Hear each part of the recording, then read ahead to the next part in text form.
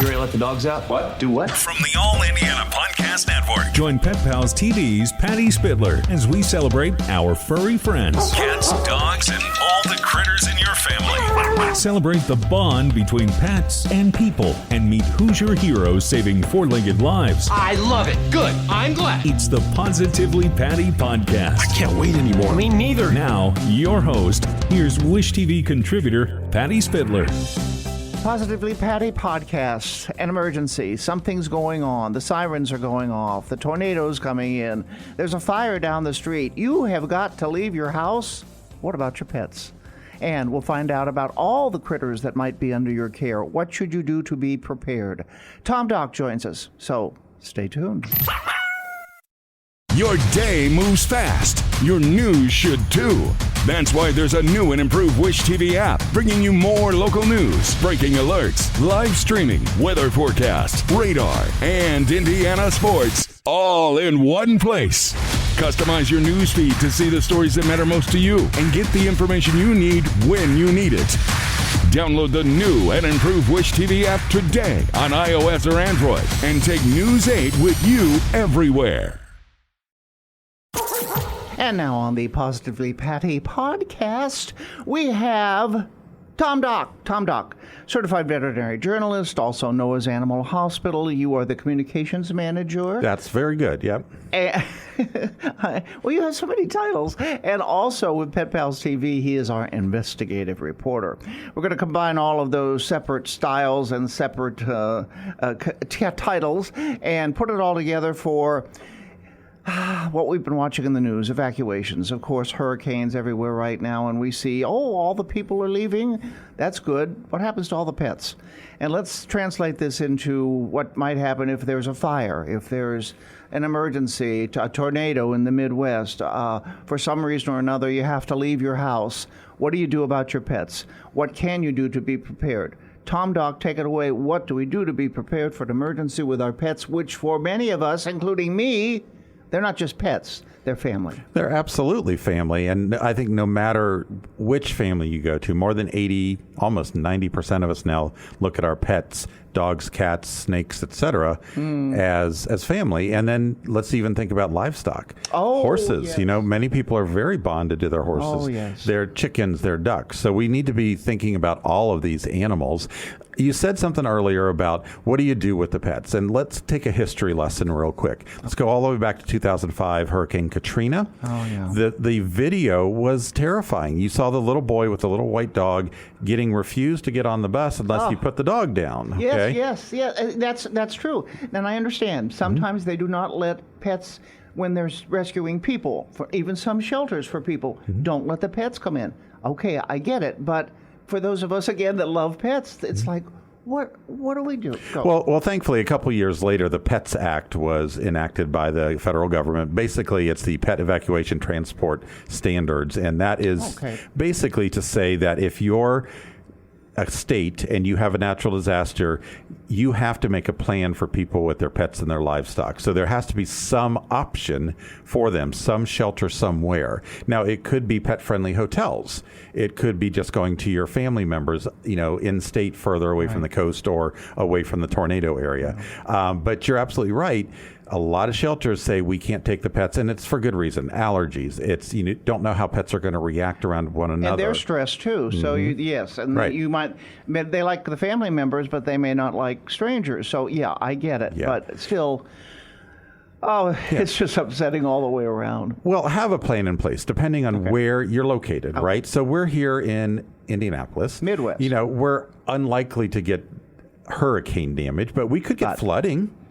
And tornadoes. Or what if on one of the many railways that we have around here, a chemical disaster happens, like in East Palestine, Ohio, okay? Yeah. Many of these things can happen, so you've got to be ready to go. Have an evacuation kit that includes proof of ownership. Do you have that microchip number? Do you have the rabies tag? Have vaccine records. Have enough medication for your pets for at least 3 days. At least 3. That's what they recommend for people and pets. People and pets, yeah. Okay, you go ahead. Might need to be prepared to be on your own for 3 days.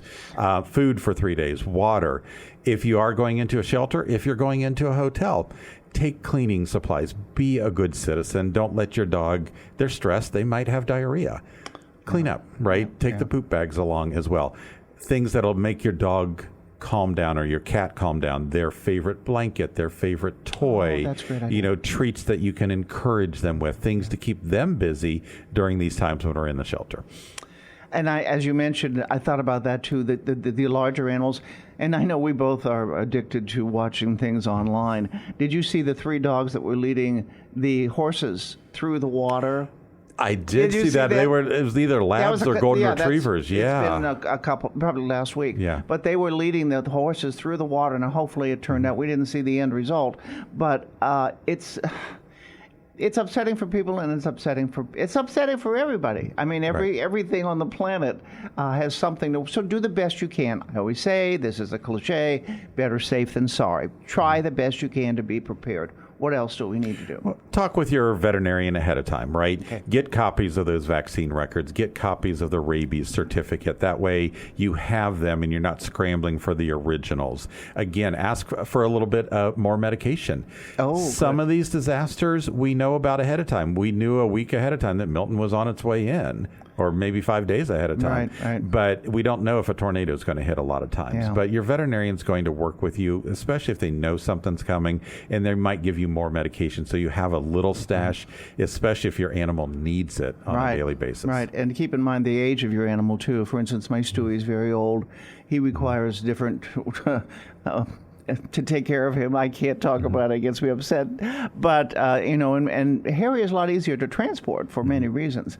And then the bigger animals, and as you said, just, and did you hear the latest that they said there might be a third hurricane out there? I had not heard that yet, so we'll see. We'll see, exactly. We'll see. I mean, we're very grateful Milton didn't hit harder than it did and everything. Yeah. But you mentioned something with bigger animals and not necessarily livestock, but people with big dogs or multiple dogs. You've got to find a way to keep them confined, especially at a shelter or a hotel. So leads, harnesses, crates. Get your cat in a carrier. Cats are very frightened. Frightened, and they'll fly away very quickly. So make sure those carriers are secure, that they've got all the bolts to them. Carry them by the bottom, not just the handle. Right. There's so many things that we can go into. And, we bring this up at Pet Pals TV. There's a blog there that we can talk about. People can ask us questions there. What should I do in this situation? Happy to answer those questions. Okay. And you were speaking about if you have large dogs, take special precautions. And you would know about this because you have... Because I have 4 Mastiffs. So, no, I don't know about it at all. But, we talk about you should have 3 days worth of food. That's...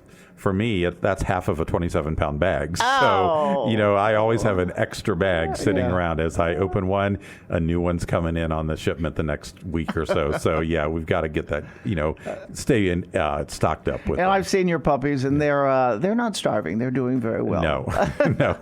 I could probably make the 27-pound bag last a little longer. A little longer, maybe. Tom Dock, certified veterinary journalist, Pet Pals TV, investigative reporter, and also with Noah's Animal Hospitals, and you see him on TV all the time. He will answer your questions as well. So go to petpalstv.com, look up Tom Dock, and write him a note.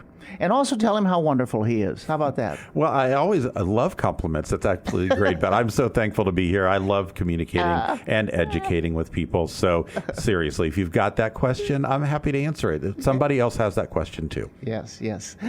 That's your treat. Get it? I get it.